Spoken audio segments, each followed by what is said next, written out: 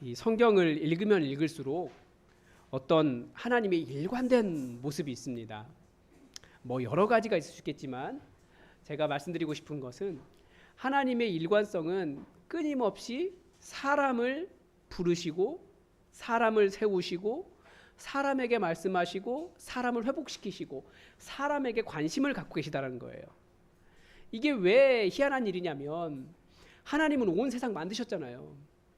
굳이 사람이 없어도 하나님은 이 세상 주관하시고 이 세상을 뭐 어떻게 하는데 전혀 문제가 없으신 분이에요. 오히려 하나님이 주관하시면 훨씬 더 온전하고 아름다운 피조세계가 될 거예요. 그런데 하나님은 계속해서 사람들을 부르시고 세우시고 동역하시고 위임하시고 그러십니다. 하나님께서 왜 그렇게 하시느냐? 일단 하나님의 속성 자체가 그런 동역과 위임이기도 하고 마치 우리 몸 안에 있는 수많은 세포와 호르몬이나 뭐 기관들을 살펴봐도 다 각자 역할을 하면서 한 몸을 이루듯이 하나님은 그 모든 일들을 인간을 통해서 하도록 그렇게 인간을 부르셨습니다. 그래서 하나님께서 우리를 부르셨다라고 하는 것은 사명이 있는 거예요. 모든 사람들은 사명이 있습니다. 그래서 그 사명이 무엇이냐? 인간 때문에 세상이 깨어졌기 때문에 우리 주변을 하나님 나라로 만드는 것이 사명이다. 하나님 나라로 회복시키는 것이 사명이다라는 말씀을 드렸습니다. 이 말씀을 먼저 드리고 시작하는 이유는 우리 그리스도인들이 어쨌든 하나님께 받은 복이 많아요. 그래서 그리스도인들이 부자들이 많습니다. 잘 사는 사람도 많고요. 근데 문제는 뭐냐면 오늘 아브라함의 본문을 보면서 느끼는 게 그거예요. 하나님께서 아브라함에게 정말 많은 복을 주셨어요. 근데 그리스도인이 마치 그와 같죠. 그런데 그 많은 받은 복을 주변 세계에 나누지 않으면 어떻게 되겠습니까? 그건 천국이 이루어지는 게 아니에요. 하나님께서 그 사람을 부르신 이유가 없다고요. 깨어진 하나님 나라를 온전한 하나님 나라로 천국으로 만들어가는 것이 우리의 사명인데 주신 복이 내게서 흘러가지 않으면 내 주변과 내 주변 피조 세계와 사람들이 사실은 굉장히 굶주리는 거예요. 뭐랑 비슷하냐면 대통령이 세워졌습니다. 대통령은 막강한 권력이 있잖아요. 힘이 있잖아요. 그런데 자기가 대통령 됐다는 것을 누리고 그거에서만 머물러 있으면 국민들이 어떻게 되겠습니까? 피폐한 삶을 살게 돼요. 마찬가지로 하나님은 우리를 그런 담당자로 부르셨어요. 우리 주변의 많은 사람들에게 하나님 주신 복을 나누라고, 천국을 흘려보내라고, 그 사랑을 흘려보내라고 우리를 불러주셨는데 흘려보내지 않으면 주변 세계가 천국이 되지 않습니다. 여러분 그것을 기억하시면서 오늘 말씀을 들으셨으면 좋겠습니다. 오늘 말씀은 하나님께서 아브라함을 만나서 다시 한번 언약을 확인하시는 장면입니다. 아직 아브라함이 되기 직전이에요. 되기 전입니다. 그러니까 하나님은 아브라함에게 어떤 분이셨는지 또 무엇을 기대하셨는지 무엇을 약속하셨는지를 바라보면서 우리도 같이 믿는 자인데 아브라함과 같은 그 풍성함을 우리가 누렸으면 좋겠습니다. 우리가 하나님의 풍성함을 누리는 방법 중에 첫 번째는 뭐냐면 하나님이 누구신지 정확하게 아는 거예요. 그런데 많은 경우가 우리가 하나님에 대한 지식을 어디에서 배웁니까? 성경에서 배우는 것이 아니라 인간사에서 그냥 일반적인 종교적인 하나님을 배울 때가 많아요. 그래서 저는 항상 기억나는 게 있어요. 어떤 안수 집사님이 저한테 막 굉장히 열변을 토하시면서 하나님은 스스로 돕는 자를 돕는다고 성경에도 나와 있잖아요. 저한테 그런 얘기했던 것이 기억이 나요. 성경에 안 나와 있는데 그런 말. 그러니까 속담이나 좋은 말, 자기가 깨달은 것을 가지고 하나님에 대한 지식으로 착각하는 거예요. 그게 아니고 우리는 성경에서 나온 하나님에 대해서 성경 말씀을 통해서 들을 줄 알아야 됩니다. 성경을 조금만 들춰보면 하나님이 어떤 분이신지 수많은 이야기가 들어있는데 오늘 본문은 하나님은 뭐라고 가르쳐 주십니까? 환상 중에서 하나님께서 아브라함을 만나셨습니다. 그리고 뭐라고 말씀하십니까? 1절에 보니까 아브라함아 두려워하지 말아라. 나는 내 방패요 너의 지극히 큰 상급이니라. 여러분 하나님 어떤 분이시라고요?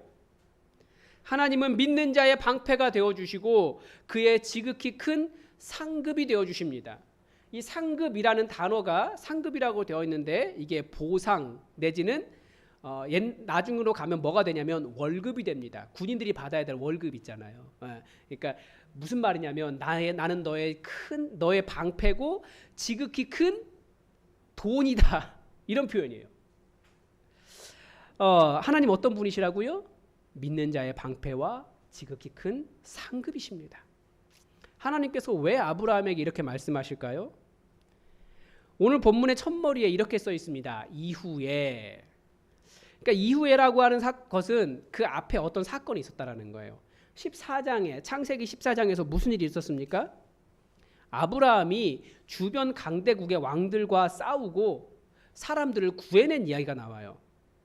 그 전쟁에서 이기고 돌아오면서 전리품들을 많이 가지고 있을 텐데 그 중에서 11조를 10의 1조를 떼어서 멜기세덱에게 주고 또 자기가 구해낸 사람들과 재물을 다 원래 주인들에게 다 돌려주었습니다. 전쟁에서 그렇게 했으면 사실 전리품을 챙기는 게 그 당시 습관인데 아브라함이 그렇게 안 한 거예요. 그러니까 소돔 왕이 너무나 고마워서 사람만 보내고 물건은 다 너 가져라 라고 말을 했습니다. 그때 아브라함이 이런 말을 합니다.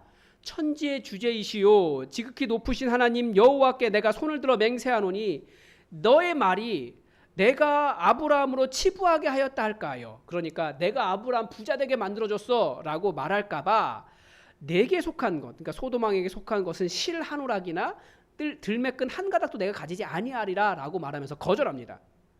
그러니까 이게 뭘까요? 일종의 자존심인 거예요. 어떤 자존심입니까? 나를 부하게 하시는 분은 천지의 주제이신 여호와 하나님이시지 너 아니다 이런 거예요. 그러니까 이 천지의 주제이신 지극히 높으신 하나님께서 내게 주시는 것이다 라고 하는 믿음으로 사람들이 주는 것, 내게 원래 속하지 않았던 것 이런 것들 전부 다 거부하는 겁니다. 이럴 때 요즘 말로 이렇게 말하죠. 저는 딱 이거 말 듣는 순간 야 아브라함 좀 짱인 듯 뭐 이런 느낌이었습니다. 멋있는 믿음이에요. 하나님만 의지해도 충분합니다. 정말 그렇습니까? 아브라함은 자신의 인생을 자기네 인생을 하나님께 완전히 믿음에 도전했던 거예요. 지금 내게 엄청난 이익이 떨어질 수 있는데 이거 나는 하나님 믿음을 가지고 도전해서 하나님께 주시는 것만 받겠습니다 라고 말한 거예요. 엄청난 기회를 우리 입장에서 보면 날린 거죠. 이 사건 이후에 하나님께서 환상 중에 아브라함에게 나타나셨습니다. 그리고 첫 마디가 이거예요. 두려워하지 말아라. 그러니까 사실 이렇게 멋있는 믿음의 고백을 하고 그렇게 엄청난 기회를 차버렸던 이 아브라함에게 어떤 두려움이 있었다라는 것을 알 수 있는 거죠. 무엇이 두려웠을까요? 우선 아브라함이 한 전쟁이 얼마나 거대한 전쟁이었는지 한번 생각해 볼 필요가 있습니다. 시날 왕 아라벨, 알레셀 왕 아리옥, 엘람 왕 그들라오멜, 고딤 왕 디달 이렇게 이야기하고 있는데 워낙 오래된 이야기이기 때문에 그 위치는 정확하게 알 수 없지만 정확하게 알 수 있는 것은 4개국 연합국과 이 아브라함 한 가족이 싸운 거예요. 한 집안이 대적하기는 한 나라도 대적할 수 없잖아요. 소돔 왕도 한 나라가 대적을 못해서 다 빼앗겼어요. 그런데 아브라함이 이 4개국과 싸워서 이긴 겁니다. 앞으로 어떤 일이 일어날까요? 대부분의 사람들은 이 엄청난 전쟁 앞에서 두려워했을 거예요. 앞으로 어떤 보복이 일어날까 두려워했을 겁니다. 그래서 방패라고 하는 말은 군사적인 보호를 의미하는 거잖아요. 내가 너 지켜줄게 걱정하지 마라고 하나님 말씀하신 거예요. 또한 소돔 왕이 돈을 준다고 했는데도 멋있게 거절했잖아요. 그때 한 말이 나를 부유하게 해주시는 분은 여호와 하나님이시다 멋있게 말한 겁니다. 소돔 왕이 보기에는 아브라함 저거 뭔데 그런 생각했을 거예요. 우리 같아도 만약에 누가 거액을 준다고 하는데 나를 채워주시는 분은 여호와 하나님이셔 나 그거 안 받아 라고 믿음의 자존심을 세웠습니다. 그런데 그 돈 사실 자기가 하나님께 주신다는 약속은 있지만 받은 거 아니잖아요. 지금은 여전히 가난하고 힘들어요. 그러니까 후회가 되지 않겠습니까? 그래서 하나님께서 두려워하지 마. 내가 너의 지극히 큰 상급이야. 내가 너의 지극히 큰 돈이야. 그 말씀 해주신 겁니다. 여러분 우리는 믿음의 도전을 해야 할 때가 많이 있습니다. 믿음의 도전이라는 것이 뭡니까? 아브라함처럼 때로는 두려운 존재와 싸워야 하는 거고 때로는 아브라함처럼 눈앞에 있는 큰 이익을 포기해야 되는 것이 믿음의 싸움입니다. 믿음의 도전이에요. 주로 불안한 미래를 향해 나아가는 것이 믿음의 도전이에요. 하나님만 의지하면서. 그러나 제가 하나님만 의지해 승리하겠습니다 라고 고백하지만 사실 믿음의 도전에는 지금 손에 쥔 게 아무것도 없기 때문에 내일 닥칠 두려움이 더 가득하고 내가 그때 그 기회를 거절했기 때문에 발생하는 후회로 가득한 것이 믿음의 도전입니다. 그런데 하나님은 어떤 분이십니까? 하나님을 향한 믿음으로 걸어가는 그 사람들의 보호자가 되어주시고 그들의 방패가 되어주시고 그들의 상급이 되어주시는 분이 여호와 하나님이십니다. 그것도 어떤 상급입니까? 지극히 큰 상급이십니다. 하나님이 말씀하시는 지극히 큰 상급이니까 어느 수준일까요? 여러분 하나님 스케일 아시죠? 하나님이 지극히 크다고 말씀하시면 진짜 우리의 상상을 초월하는 수준인 거예요. 여러분 혹시 지금 믿음의 도전을 감당하고 계십니까? 그것 때문에 손해보고 계십니까? 손해라고 생각하지 마십시오. 하나님은 분명히 우리를 지켜주시는 분이시고 지극히 크게 갚아주시는 분이십니다. 그 말이 두려워하지 말아라. 나는 너의 방패요 너의 지극히 큰 상급이니라. 이럴 때 아멘 나와야 되는데요. 여러분 여기 아브라함아 두려워하지 말아라 라고 되어 있는데 우리 1절 중반전부터 자기 이름 넣어서 한번 얘기해 봅시다. 여러분 어떤 것이 두려우십니까? 어떤 것을 도전하고 계십니까? 어떤 믿음 때문에 무엇인가를 손해보고 계십니까? 거기에 자기 이름 넣어서 한번 해봅시다. 시작. 철규야 두려워하지 말아라. 나는 너의 방패요 너의 지극히 큰 상급이니라. 아멘. 오늘 본문이 보여주는 하나님의 또 다른 모습은 무엇입니까? 하나님은 온 우주의 창조자이시라는 거예요. 그게 무슨 의미입니까? 이 앞에서 아브라함이 소돔 왕에게 믿음을 고백할 때도 천지의 주제이시다라는 말을 했습니다. 이 천지의 주제라는 뜻은 하늘과 땅의 소유자이시라는 뜻이에요. 아브라함의 믿음에 이것이 들어있었습니다. 이 하늘과 땅에 있는 모든 것이 다 하나님의 것인데 이 소돔 왕이 주는 그 적은 것 가지고 내가 부하게 될 거라고 난 생각하지 않습니다. 뭐 그런 뜻이에요. 여러분 하나님은 천지의 주제, 하늘과 땅의 소유주이십니다. 너무 그러니까 이 땅에서 주어지는 작은 것 때문에 너무 아웅다웅하고 거기에 얽매이지 마십시오. 그것 때문에 믿음이 흔들리지 마십시오. 우리 하나님은 다 가지고 계세요. 얼마든지 우리에게 주실 수 있는 분이세요. 그런데 아브라함이 힘들어했던 것은 사실 돈의 문제가 아니었습니다. 아브라함은 이미 많이 경험하고 있거든요. 얼마든지 하나님 주시는 거다.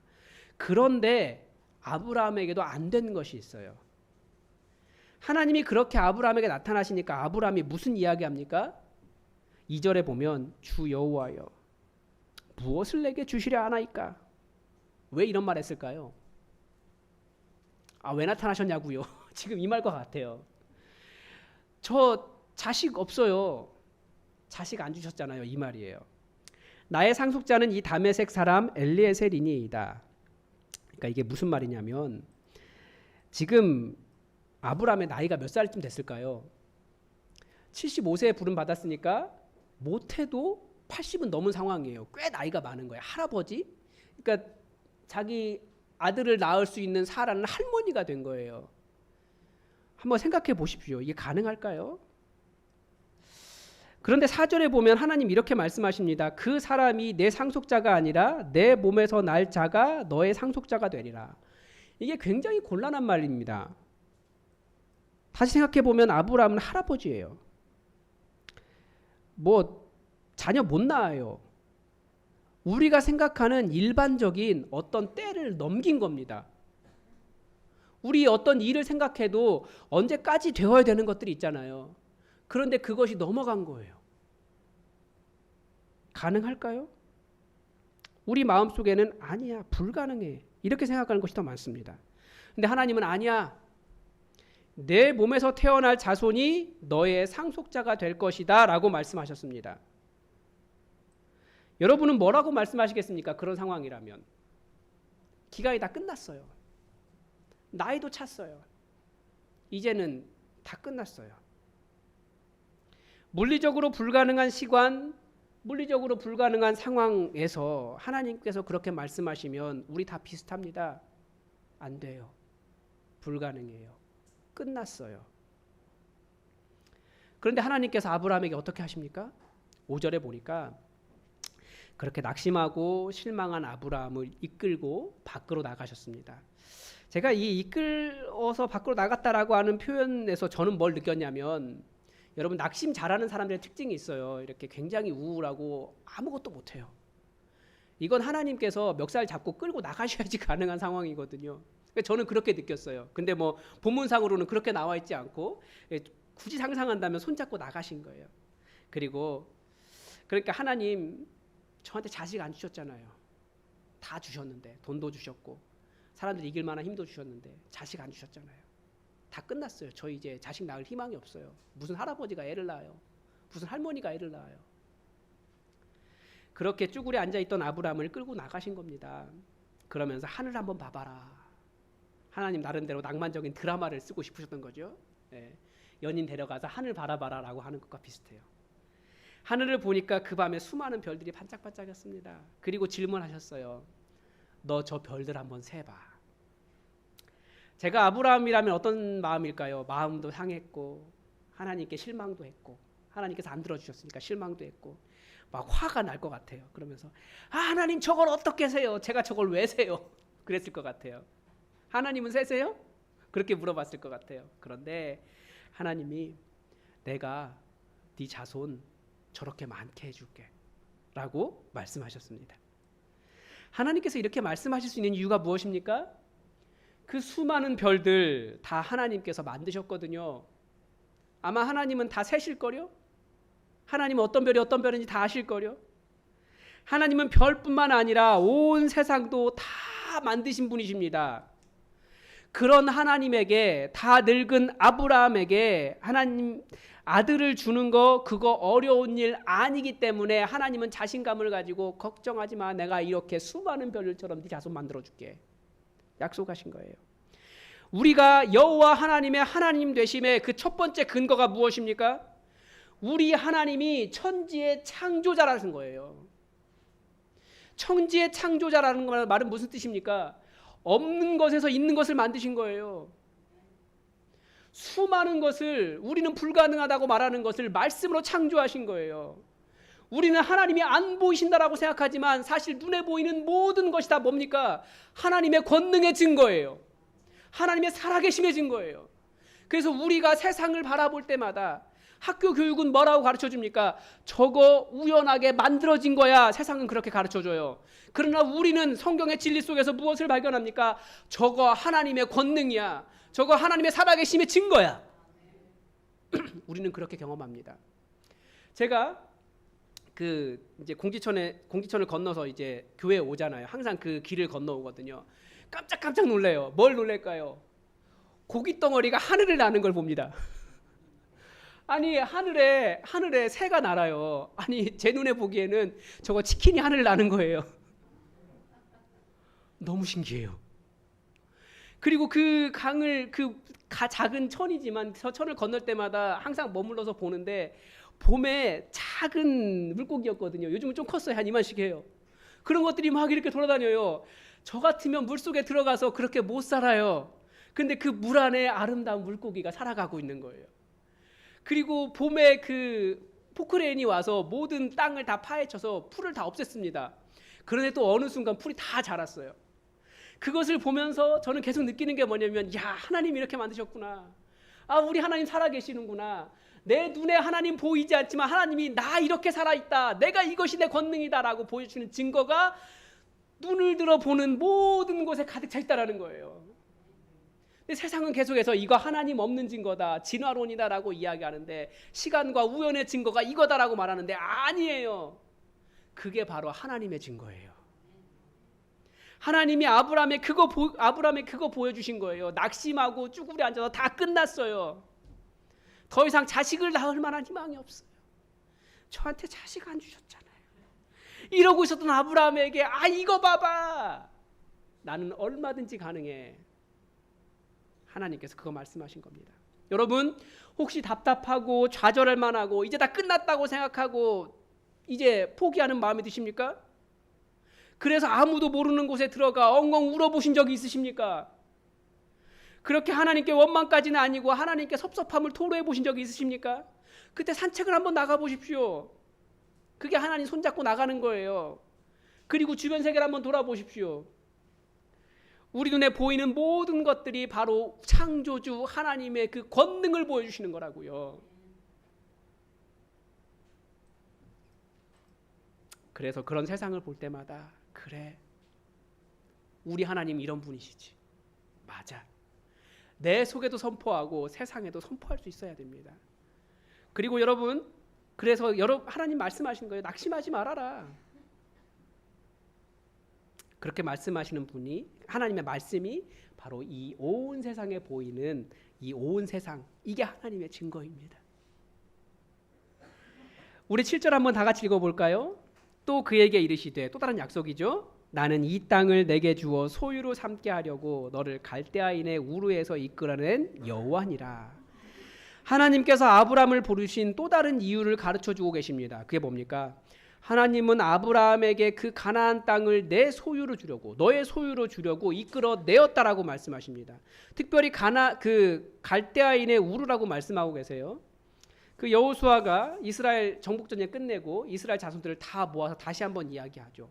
옛적에 너희 조상들, 곧 아브라함의 아버지 나홀의 아버지 데라가 강 저쪽에 거주하면서 다른 신들 섬겼다. 그런데 거기서 이끌어내었다라는 거예요. 하나님은 우상의 땅에서 우상을 섬기는 아브라함을 이끌어내셨다라는 겁니다. 왜요? 그 가나안 땅 다 주려고. 하나님의 일을 보면 항상 그렇습니다. 하나님은 아브라함을 갈대아인의 땅 우르에서 이끌어내셨습니다. 이스라엘 자손을 그 우상의 땅 애굽에서 이끌어내셨습니다. 그리고 우리를 어떻게 하셨습니까? 세상 풍조와 공중권세 잡은 자의 영향력 아래 살던 우리들을 이끌어내셨습니다. 왜 그렇게 하셨다고요? 하나님의 그 풍요로우심, 하나님의 그 풍요로우심을 다 누리도록 불러주셨다라는 거예요. 아멘 하십시오. 여러분 혹시 정말 그러신 거 맞아? 라는 의심이 드십니까? 그게 우리의 의심이죠. 그런데 아브라함은 뭐라고 이야기합니까? 하나님께서 그렇게 불러주셨다라는 것 때문에 그것을 믿었다라고 이야기하고 있어요. 의심하지 않고. 그것을 하나님께서 아브라함의 의로 여기셨다라고 말하고 계십니다. 우리의 의가 무엇입니까? 지금 손에 주어졌기 때문이 아니에요. 하나님께서 말씀하셨기 때문에 아멘, 맞습니다, 저 그거 믿겠습니다 라고 하는 것이 우리의 의예요. 하나님은 그 의에 보상해 주십니다. 이 풍성함이 무엇이겠습니까? 하나님은, 우리 예수님도 그렇게 말씀하셨어요. 내가 온 것은 양으로 생명을 얻게 하고 더 풍성하게 얻게 하려고 하신다. 그러니까 예수님은 하나님의 그 풍성한 생명을 우리가 얻고 그 생명의 풍요로움을 풍성하게 누리도록 불러주셨습니다. 그러니까 여러분 지금 하나님 때문에 삶이 행복하십니까? 하나님의 생명력으로 가득 차 있으십니까? 그거 원하시는 거예요. 말씀과 기도와 예배와 이 하나님을 만나는 삶에서 그것을 풍성하게 누리며 살아라. 정말 행복하게 살아라. 그게 우리를 불러주신 겁니다. 그러니까 하나님 계신다는 것을 믿어 라는 수준이 아니라 하나님을 만나고 하나님의 권능을 누리고 하나님과의 관계를 누리고 하나님과 살아의 관계를 누리는 그 풍성한 관계를 누리라고 세상 풍조, 공중권세 잡은 자의 영향력 아래서 우리를 끌어주셨습니다. 그리고 또 하나, 여기 약속하신 거 그거예요. 우리를 건져주신 것은 이 땅에 많은 그 풍요로운 것들, 궁핍함에서 건져내시고 그 풍요로운 것들을 누리라고 불러주셨습니다. 이 땅을 소유로 주려고 불렀다. 이 표현은 실제 세상을 주시겠다는 뜻입니다. 여러분 믿으십니까? 네, 가끔씩 정말? 우리는 그렇게 의심하죠. 근데 믿으라는 거예요. 실제로 하나님을 잘 믿으면 소유에도 복을 받습니다. 아멘. 아브라함의 고백처럼 하나님은 이 천지의 소유주이시기 때문에 하나님은 모든 것이 풍성하세요. 다만 우리가 믿지 못하는 거죠. 중요한 건 이겁니다. 소유 때문에 하나님을 믿느냐, 아니면 하나님을 믿기 때문에 하나님께서 소유를 풍성하게 주시느냐, 이 순서가 뒤바뀌면 안 됩니다. 더 많이 소유하려고 하나님을 따르면 그 사람은 정작 하나님께서 내 일을 위해 내놓아라 라고 하실 때 이거 제 건데요 라고 하면서 욕심 부릴 거예요. 그건 믿음에 대한 반응이 아닌 거죠. 제가 저희 아이들에게 그런 비슷한 일들을 가끔씩 시험 비슷하게 합니다. 뭐냐면 제가 아이스크림을 사오면 꼭 한 입씩을 뺏어 먹습니다. 왜냐하면 제가 못돼서가 아니고 저는 하나를 다 먹으면 안 되는 사람이기 때문에 그런 것도 있습니다.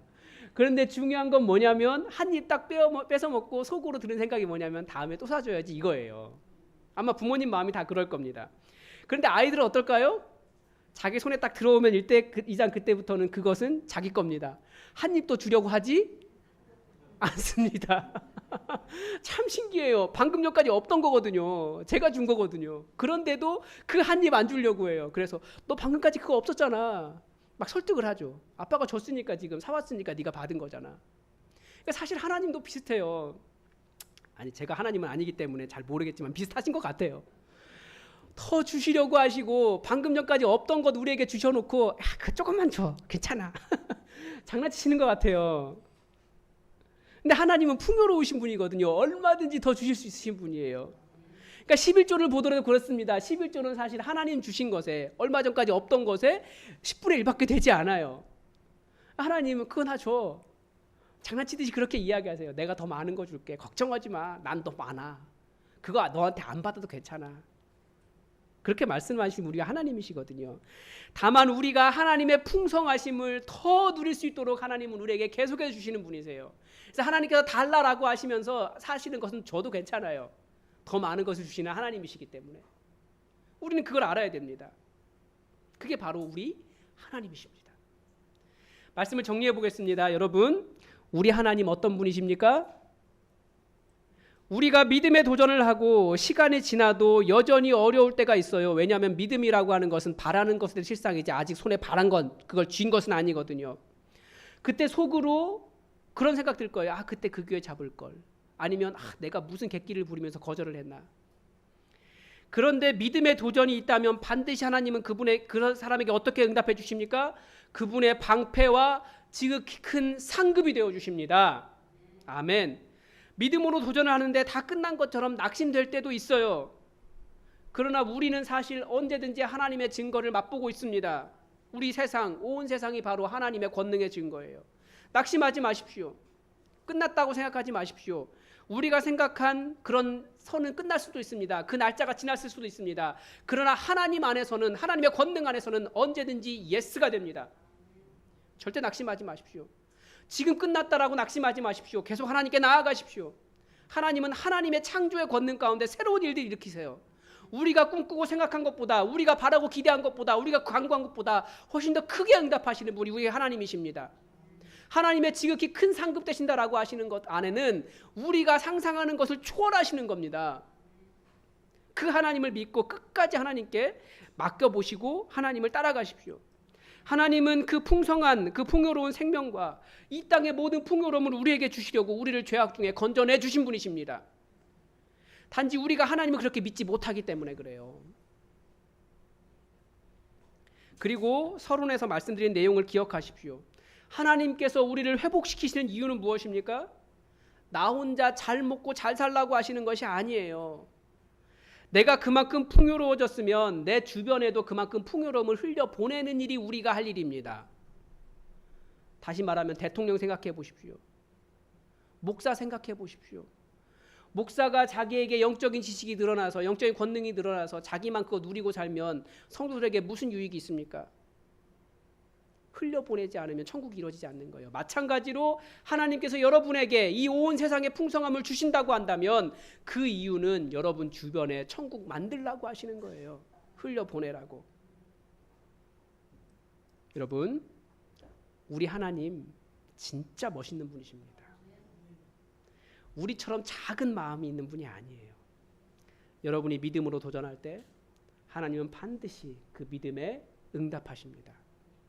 다시 한번 여러분 이 말씀 기억하면서 15장 중반절부터 아브라함아 두려워하지 말아라. 이 말씀 자기 이름 넣어서 한번 읽어보겠습니다. 시작. 철규야 두려워하지 말아라. 나는 너의 방패고 너의 지극히 큰 상급이니라. 이 한 주간 이 말씀 기억하시고 여러분 믿음으로 삶을 살아가시기 바랍니다. 기도하겠습니다. 하나님 아버지, 오늘 아버지 어떤 분이신지 다시 한번 우리가 말씀을 통해서 보았습니다. 우리가 이 말씀의 모든 풍요로움을 다 누리길 원하오니 이 말씀 따라 믿음에 도전할 때에 우리에게도 동일하게 두려워하지 말아라. 나는 너의 상급이고 나는 너의 지극히 큰 상급이고 너의 방패다라고 말씀하시는 하나님의 음성을 듣고 이 믿음의 삶을 살아가게 하여 주시옵소서. 우리를 불러서 모든 죄악 중에서 건져주신 이유가 이 땅의 이 풍요로움 다 누리도록 하나님 나라 살아가도록 불러주셨사오니 다 누리게 하시고 또 주신 그만큼 또 이 땅에 잘 흘려보내어 우리 주변에 하나님 나라 만들어갈 수 있도록 우리에게 주의 영을 더욱더 풍성케 부어 주시옵소서. 주님의 믿음의 역사가 가득 찬 삶이 되기를 간절히 원하오며 예수님의 이름으로 감사하며 기도드립니다. 아멘.